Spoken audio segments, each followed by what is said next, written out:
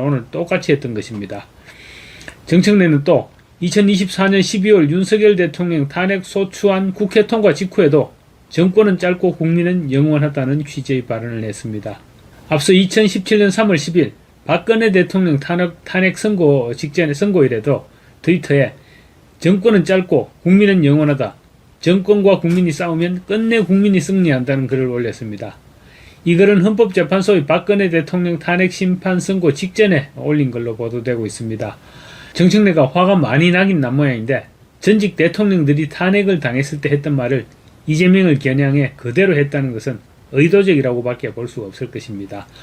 어쩌면 이재명도 탄핵될 수 있다는 속내를 드러낸 것일 수도 있습니다. 정청래가 현재 권력에 대해서 대놓고 칼을 뽑아든 것인데 이는 자신이 그만큼 위기 상황으로 내몰렸다는 말입니다. 상대를 죽이지 못하면 내가 죽을 정도의 궁지로 내몰렸다는 말이기도 합니다.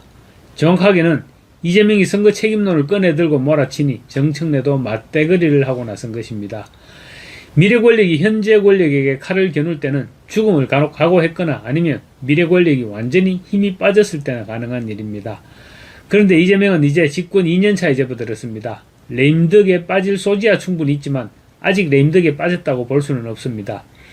그런 상황에서 정청래가 이재명이 외국에 나간 사이에 모반을 한 것입니다. 어차피 정청래 혼자 싸움이 아닙니다. 정청래파 전체의 싸움인 것입니다. 상황이 이 정도 진전됐으면 조만간 김어준도 칼을 뽑아들 것입니다.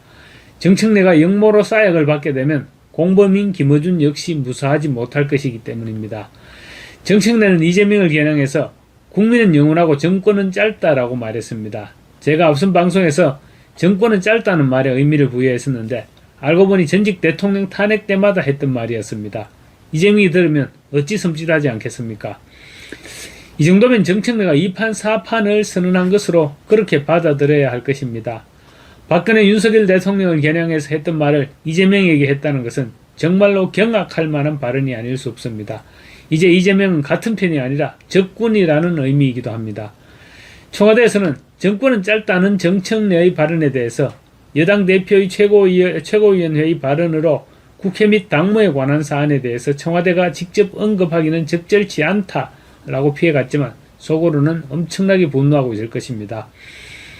오늘 정청래의 발언은 더 이상 아군이 아니라는 선언인데 이재명 정권의 운명은 얼마나 짧아질까요?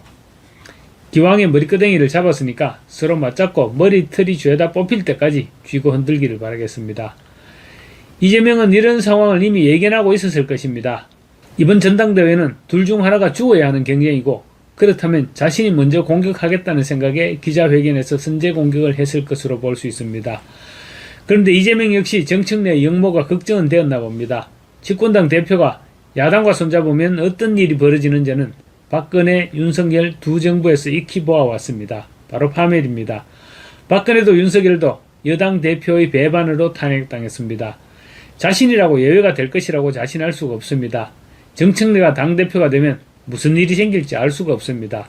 더군다나 이재명은 8개 사건 12개 혐의로 4개 재판이 걸려있는 피고인 신문이기도 합니다. 굳이 탄핵까지 가지 않더라도 재판만 속게 하면 끝날 일입니다. 이재명 본인도 알고 있습니다. 그래서 외신 인터뷰에서는 자신의 운명을 예견하는 듯한 말도 했습니다.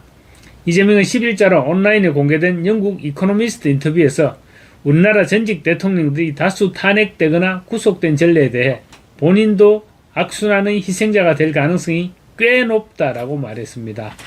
혹시라도 정청래에게 뒤통수를 맞게 되면 정치 보복이라고 미리 복선을 깔아놓은 셈입니다. 이재명은 취임 전 받고 있던 본인의 재판 4건에 대해서 이러한 기소는 정치적 동기에서 비롯된 것이라고 밝혔습니다. 상대가 국내 언론이고 외국 언론이고를 가리지 않고 마구잡이로 거짓말을 퍼뜨리고 있는 것입니다. 이코노미스트는 재판들은 재임하는 동안 유예됐지만 퇴임하면 다시 불거질 것이 확실해 보인다며 이 대통령의 유산은 부분적으로 청와대의 저주를 깨뜨릴 수 있는지 여부에 달려있을 것이다 라고 평가했습니다. 이코노미스트가 이재명의 공소 취소 특검 추진 사실을 몰랐던지 아니면 결국은 특검이 무산될 거로 봤는지는 몰라도 퇴임 후 재판이 재개될 것이라고 전망한 것입니다. 하기야 설령 공소가 취소된다고 하더라도 언제든지 정권이 바뀌면 특별법이 되건 특검이 되건 얼마든지 사건을 뒤집을 수 있을 것입니다. 오늘 정청래와 이재명의 발언들을 살펴보면 명청전쟁은 국지적 수준이 아니라 완전히 상대편 대장을 노리는 전면전입니다. 장수들끼리 전투를 벌이고 있는 동안 민주당 이지연 대변인이 이재명을 겨냥해서 이재명도 윤석열처럼 당대표 선거에 개입하시나라고 퍼부었습니다. 논란이 되자 이지연이 대변인직을 내려놓았지만 진짜 장난이 아닙니다. 집권당 대변인이 대통령을 겨냥해서 그런 발언을 했으니까 이거 어마어마한 사건입니다. 장수들이 일합을 거르고 나자 이제 아래 끝들이 참전하는 본격적인 전쟁이 시작됐습니다. 8월 전대까지 그야말로 목숨을 건 혈투가 시작된 것이고 전당대회가 끝나면 만신창이가 된 패배자가 당을 떠날지도 모릅니다. 당이 쪼개질지도 모른다, 이런 전망까지 제기되고 있습니다. 사실 정청래는 명목은 여당 대표였지만 대통령과 독대 한번 제대로 해보지 못했을 정도로 온갖 수모를 겪었습니다. 1차 명청대전에서 박찬대를 꺾고 당권을 거머쥐었지만 이재명은 정청래를 거들떠보지도 않았습니다.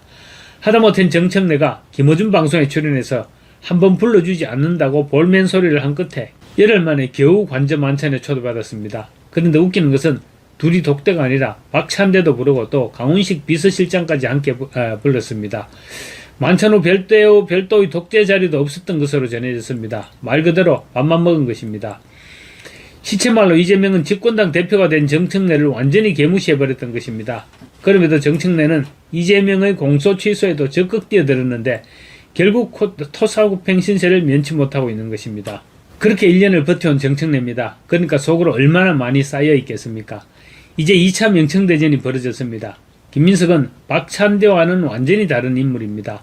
정통운동권 출신이고 정치력도 오직 이재명 딸랑이로만 승작했던 박찬대보다는 훨씬 뛰어나다고 평가받고 있습니다.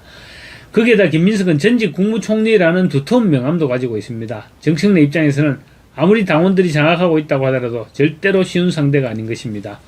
정청래의 최고위원회의 발언을 다시 한번 되새겨보자면 정청래는 야당은 야당다울 때, 여당은 여당다울 때 국민의 지지를 얻을 수 있다. 항상 국민들의 마음과 민심을 살피는 자세가 여야 할 것 없이 필요한 것이 우리의 자세라고 말했습니다. 그러면서 민심이 천심이다. 국민이 곧 하늘이다. 국민은 영원하고 정권은 짧다라고 말했습니다. 말하자면 이재명이 민심을 살피는 자세가 되어 있지 않고 자신은 민심의 편에 서 있는데 이재명은 그러지 못하다고 직설을 날린 것입니다. 민심을 잃으면 어떻게 되겠습니까? 몰락하는 방법밖에 무슨 도리가 있겠습니까? 결국 자신은 민심의 대변자이지만 김민석은 이재명의 대변자에 불과했다고 주장하고 있는 것입니다.